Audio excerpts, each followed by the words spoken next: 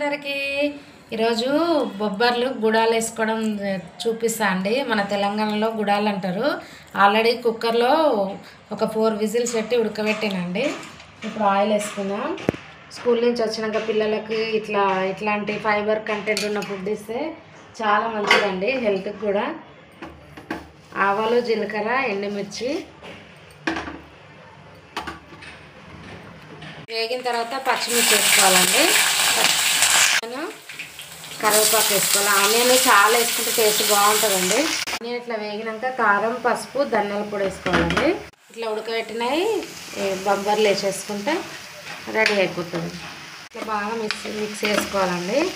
అంతే అండి, రెడీ అయిపోయినాయి. ఇప్పుడు ప్లేట్లోకి తీసుకున్నాం. కొంచెం లెమన్ పిండుకొని తింటే సూపర్ టేస్ట్ ఉంటుందండి. బాగున్నాయండి.